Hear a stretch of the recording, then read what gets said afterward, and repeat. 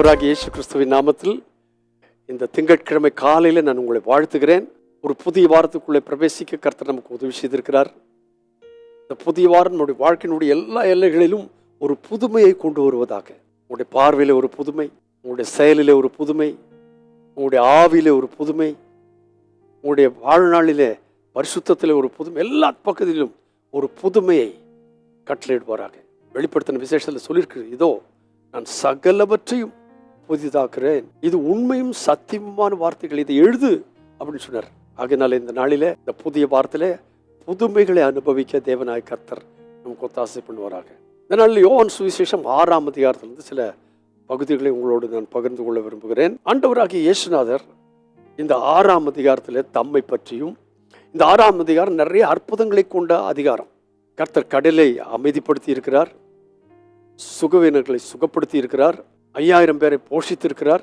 இதெல்லாம் இந்த அதிகாரத்தில் நிறைய அதை சொல்லிட்டு அதற்கப்புறம் சில காரியங்களை அவர் கண்டித்து உணர்த்த ஆரம்பித்தார். அதோடு கூட சேர்ந்து என்னுடைய சரீரமும் என்னுடைய இரத்தத்தையும் நீங்கள் புசிக்க வேண்டும், பானம் பண்ண வேண்டும் என்கிற உபதேசத்தையும் இதில் சொன்னார். இப்படிப்பட்டதான காரியங்களை கேட்ட பொழுது பல சீஷர்கள் முறுமுறுத்தார்கள். அதாவது 12 பேர்ல வேற சீஷர்கள் இருந்தார்கள், அவர்களெல்லாம் இந்த வார்த்தை குறித்து முறுமுறுத்தார்கள். அப்படி முறுமுறுக்கும் பொழுது அதை ஆண்டவராக கர்த்தர் அறிந்து கொண்டார்.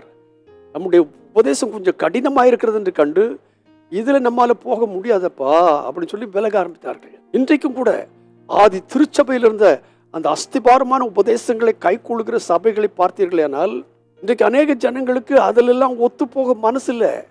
அந்த சுவிசேஷம் ஈஸியா இருக்கு, இது ஈஸியா இருக்கு, ஆனா இந்த சபைக்கு போனா எல்லாம் கடினமான உபதேசம், நமக்கு இதெல்லாம் ஒத்து வராதுப்பா என்று முறுமுறுத்தார்கள்.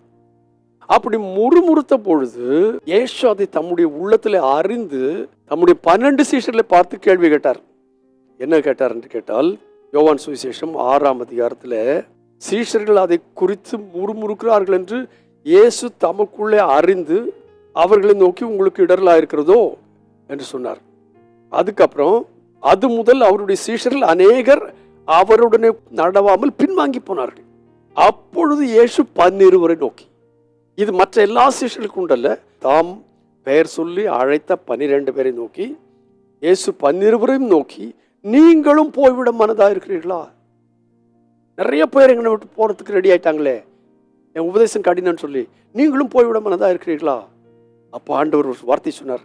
68ஆம் வசனத்தில் சொல்லியிருக்கு, சீமோன் பேதுரு அவரை நோக்கி, ஆண்டவரே யார் இடத்திற்கு போ, நீங்களும் என்ன போய்விட மனதா இருக்கிறீங்களான்னு இயேசு கேட்ட உடனே பேதுரு முந்தி கொண்டு கேட்டான், ஆண்டவரே நாங்க யார்கிட்ட போவோம்ப்பா, யார்கிட்ட போவோம்? நித்திய ஜீவ வசனங்கள் உம்மிடத்தில் உள்ளதே, நீ ஜீவன் உள்ள தேவனுடைய குமாரனாகிய கிறிஸ்து என்று விசுவாசித்தும் அறிந்து இருக்கிறோம். ஜீவ வசனம் உம்மிடத்தில் உண்டே, நித்திய ஜீவ வசனங்கள். இயேசுநாதர் நமக்கு கொடுக்கிற வார்த்தைகள் எல்லாம் நித்தியமான ஜீவ வசனங்கள். நீங்களும் என்னை விட்டு விலகி போட மனதா இருக்கிறீர்களா? நீங்க சொல்லணும், ஆண்டவரே யார் இடத்துல போவோம்? கடின உபதேசமா இருந்தாலும் உங்க கூட இருக்கிறது எவ்வளவு சந்தோஷமான காரியம். கடின உபதேசமா இருந்தாலும் உங்க கூட இருக்கிறது எவ்வளவு பாதுகாப்பு. கடின உபதேசமா இருந்தாலும் உங்க அரவணைப்பு எவ்வளவு விசேஷம். யார் இடத்துல போவோம்?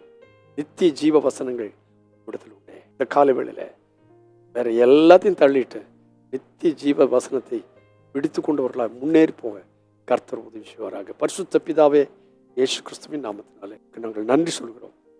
கர்த்தாவே, இயேசுவினுடைய உள்ளத்தின் ஆதங்கம், நீங்களும் போய்விட மனதா இருக்கிறீர்களா?